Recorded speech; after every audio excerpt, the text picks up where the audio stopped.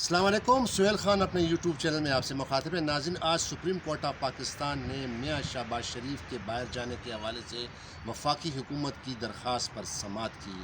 سماعت supreme court کے 2 رکنی بینچ جسٹس اعجاز الحسن کی سربراہی میں آج ہوئی۔ یہ سماعت لاہور ہائی کورٹ کے 7 مئی کے اس فیصلے کے خلاف وفاقی حکومت نے جو درخواست دائر کی تھی جس میں شہباز شریف کو باہر جانے کی اجازت دی تھی، اس کے خلاف سپریم کورٹ میں وفاقی حکومت نے درخواست دائر کی تھی۔ آج اس پر سماعت ہوئی۔ سماعت میں آج جو دلائل دیے گئے اٹارنی جنرل کی جانب سے، اس کے بعد عدالت نے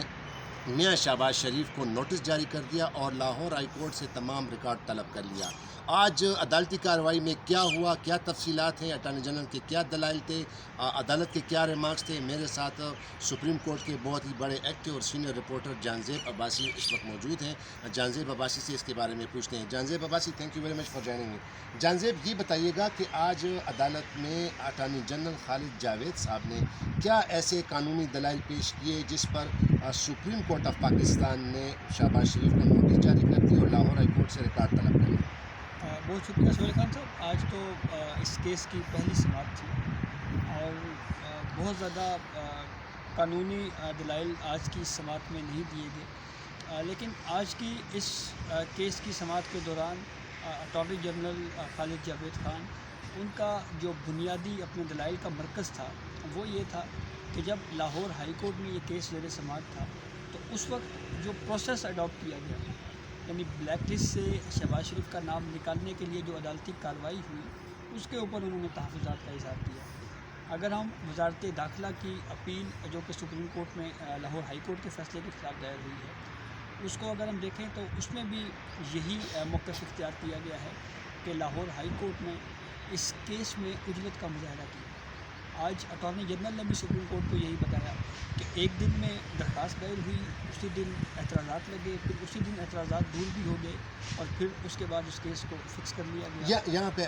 جانزیب، یہ ذرا میں ناظرین کو بتاؤں۔ ناظرین، جب ہائی کورٹ میں یا سپریم کورٹ میں کوئی درخواست دائر ہوتی ہے اور اس پہ اگر رجسٹرار کی طرف سے اعتراضات لگائے جاتے ہیں تو اس پر پھر یہ ہوتا ہے کہ وہ اعتراضات دور کرنے پڑتے ہیں سائل کو، پٹیشنر کو۔ لیکن یہ لاہور ہائی کورٹ والا جو کیس ہے، یہ جمعۃ الوداع جو تھا رمضان میں، اسی دن درخواست دائر ہوئی شہباز شریف کی، اسی دن رجسٹرار آفس نے اس پہ اعتراضات بھی لگائے اور اسی دن اعتراضات کو پھر اس پہ لاہور ہائی کورٹ نے اس کیس کو سنا بھی۔ تو یہی وہ اعتراضات تھے جو آج اٹارنی جنرل صاحب نے لگائے کہ جناب ایک ہی دن میں پٹیشن بھی فائل ہوئی، ایک ہی دن میں اعتراضات بھی لگے اور ایک ہی دن عدالت نے جو ہے وہ اس کی سماعت بھی کی۔ جی اچھا، اب اس میں سپریم کورٹ آف پاکستان نے جو لاہور ہائی کورٹ سے ریکارڈ مانگا ہے، مجھے یہ محسوس ہو رہا ہے کہ جیسے سپریم کورٹ یہ سمجھنا چاہ رہی ہے کہ ایک ہی دن میں اس کیس کو کیوں لگایا گیا، اس کی وجوہات کیا ہیں۔ شاید کورٹ یہ تلاش کر رہی ہے کہ اگر کوئی میڈیکل وجوہات تھی تو وہ میڈیکل ریزننگ کیا تھی جس کی بنیاد کے اوپر بھی، کیونکہ ہم عام طور کے اوپر دیکھتے ہیں اور یہ شاید بہت سے کیسز میں ہم نے دیکھا کہ جب کسی شخص کی زندگی اور موت کا مسئلہ ہو تو پٹیشنز جو ہیں وہ فوری فکس ہو جاتی ہیں۔ ہم نے جو کرمنل کیسز دیکھے ہیں جس میں پھانسی کے ایشوز ہوتے ہیں، جس میں پھانسی روکنی ہو، اس میں بھی ہم نے دیکھا اس طرح کے کورٹس جو ہیں وہ ایک دم سے جو ہے وہ کورٹ بیٹھتی ہے، پھر اس کے بعد کوئی اس میں اہم فیصلہ جاری کر دیتی ہے۔ سپریم کورٹ نے جب لاہور ہائی کورٹ سے ریکارڈ مانگا ہے، اب وہ ریکارڈ کے ذریعے سپریم کورٹ آف پاکستان اب یہ جائزہ لے گی کہ کون سی ایسی وجوہات تھیں جن کی بنا کے اوپر یہ جو کیس ہے اس کو جو ہے وہ فوری سماعت کے لیے فکس کیا گیا اور پھر ایک آرڈر جاری کیا گیا۔ دوسری اہم بات اس کیس میں یہ ہے کہ شہباز شریف صاحب کو جب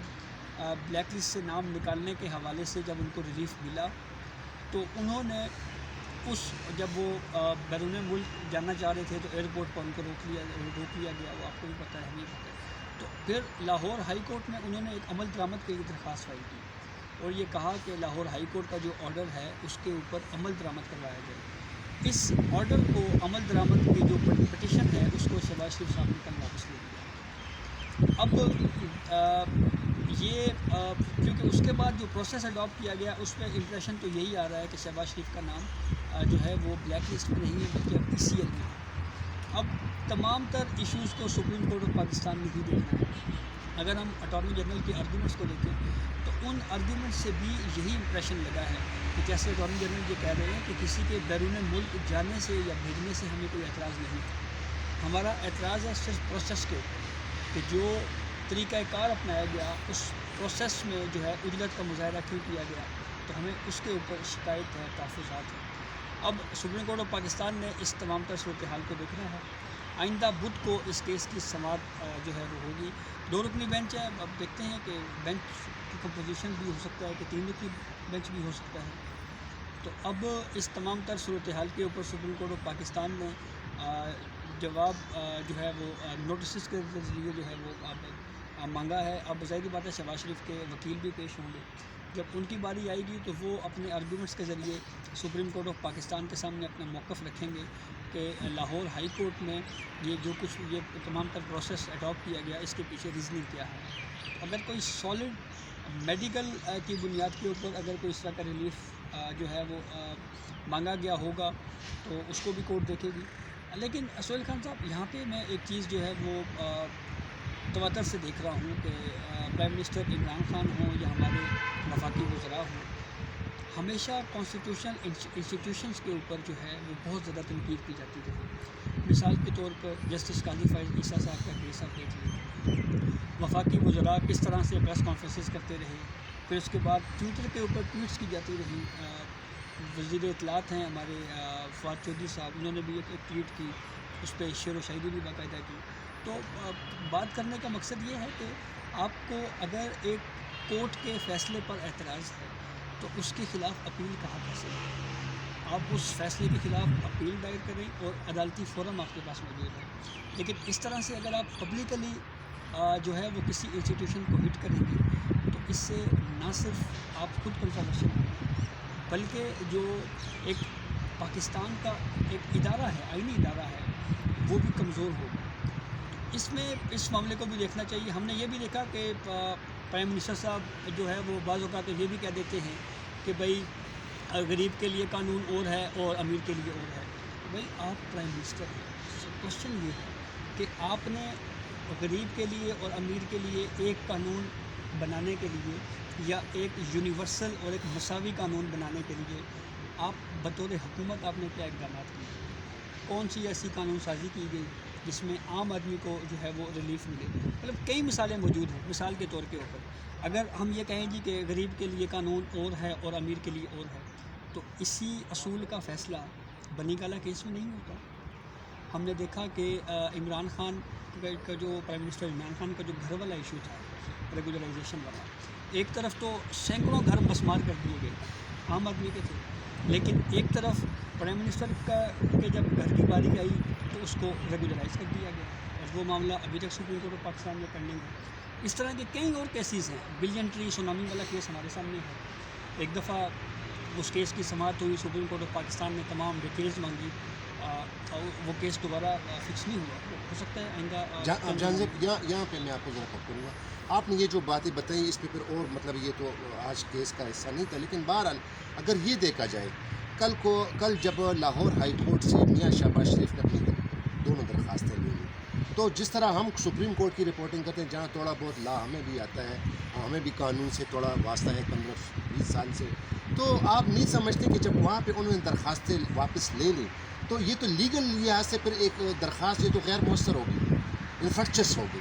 لیکن پھر بھی آج سپریم کورٹ نے اس کیس کو سنا, یا شاید اس لیے کہ ہو سکتا ہے کہ یہ جو اٹارنی جنرل صاحب نے جو کہا کہ جناب 7 مئی کو جو اتنا اجلت میں لاہور ہائی کورٹ نے یہ کیس سنا, اور کیا جس طرح آپ نے کہا بھی کہ یہ کیا اس کی وجوہات ہیں, یہ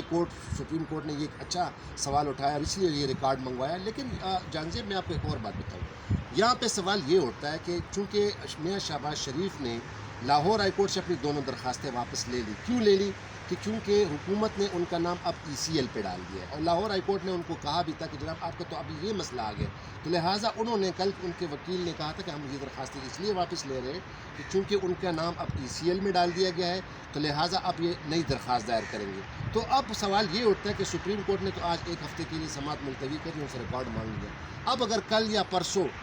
لیٹ سپوز اگر میاں شہباز شریف درخواست دائر کرتے ہیں ECL کے حوالے سے, اور پھر لاہور ہائی کورٹ اس کو جلدی سن لیتی، یہ تو پھر کیا ہو جائے گا، پھر کیا سچویشن ہوگی ایسی صورت میں؟ سہیل خان صاحب، یہ بھی ممکن ہے کہ شہباز شریف صاحب ECL سے نام نکالنے کے لیے براہ راست سپریم کورٹ میں ایک متفرق درخواست کریں اور یہ کہیں کہ کیونکہ یہ کیس جو ہے وہ پینڈنگ ہے تو اس لیے ہم ECL سے نام نکالنے کے لیے درخواست جو ہے نا وہ اس فورم پہ سپریم کورٹ میں بھی وہ رجوع کر سکتی ہے۔ لیکن بات پھر وہی ہے کہ انسٹیٹیوشنس کو بلیم نہیں کرنا چاہیے۔ دیکھیں، ہم نے ماضی میں بھی دیکھا کہ اس تمام تر صورتحال سے جو الٹیمیٹلی رزلٹ آتا ہے وہ آپ کے انسٹیٹیوشنس یعنی بینگ جوڈیشلی ویک ہوتے ہیں، چاہے وہ کوئی بھی پولیٹیکل پارٹی ہو، چاہے وہ کوئی بھی فریق ہو۔ آپ کو اگر کسی فیصلے سے اعتراض ہے تو آپ اس کے خلاف اپیل دائر کریں۔ اب جہاں تک بات یہ ہے کہ اب ان کا نام بلیک لسٹ میں ہے یا ECL میں ہے، اب مجھے لگتا ہے کہ شاید سپریم کورٹ افسوس کی طرف سے تمام پہلوؤں کا جائزہ لے کے شہباز شریف صاحب کو جو ہے نا وہ کوئی اس حوالے سے جو ہے نا وہ کوئی فیصلہ کرے۔ تو یہ مجھے جہانگیر اس میں ایک اور بات ہے ناظرین، اب یہ بھی ہو سکتا ہے کہ سپریم کورٹ جہانگیر اس طرح آئندہ ایسا لگتا ہے کہ یہ ECL حوالے یا کسی کے باہر جانے کے لیے بھی کچھ ایسے کوئی راہیں، کوئی ایسی کوئی پرنسپل کچھ سیٹ کر لیں، یہ بھی امکان ہے کہ سپریم کورٹ اس کیس کو سننے کے بعد یہ قویل امکان ہے آپ کو یاد ہوگا Pervez Musharraf ECL case, Musharraf ECL case میں مسلم لیگ نون کی گورنمنٹ تھی، تو مسلم لیگ نون نے کیا کیا، انہوں نے بجائے خود فیصلہ کرنے کے انہوں نے تمام بوجھ جو ہے وہ سپریم کورٹ کے اوپر ڈال دیا۔ اس وقت مجھے یاد پڑتا ہے شاید انور ظہیر جمالی صاحب کی جسٹس آف پاکستان تھے، اور پھر انور ظہیر جمالی صاحب نے ایک آرڈر دیا اور اس میں یہ کہا کہ یہ اپ ٹو گورنمنٹ کہ وہ ان کا نام ECL میں رکھتے ہیں یا نکالتے ہیں۔ انہوں نے یہ کہہ کر اس پٹیشنز کو ڈسپوز آف کر دیا۔ پھر کیا کیا، چودھری نثار علی خان صاحب جو اس وقت وفاقی وزیر داخلہ تھے، انہوں نے یہ کہا جی کہ اب تو کورٹ نے کہہ دیا ہے تو اس لیے ہم ان کا نام ECL سے نکال رہے ہیں، پرویز مشرف باہر چلے گئے۔ حالانکہ آرڈر میں کہیں پہ بھی یہ ذکر نہیں تھا کہ پرویز مشرف کا نام جو ہے نا وہ ECL سے نکالا گیا۔ سپریم کورٹ آف پاکستان نے اپنے آرڈر میں صرف یہ کہا تھا کہ یہ وفاقی حکومت خود فیصلہ کرے، کیونکہ ECL میں نام ڈالا وفاقی حکومت نے ہے، تو اب وہی طے کرے کہ بھئی آپ نے نام نکالنا ہے یا ڈالنا ہے۔ اس میں بھی یہ ایک بہت اہم پہلو ہے کہ پولیٹیکل ایشوز کو عدالتوں میں نہیں ہونا چاہیے۔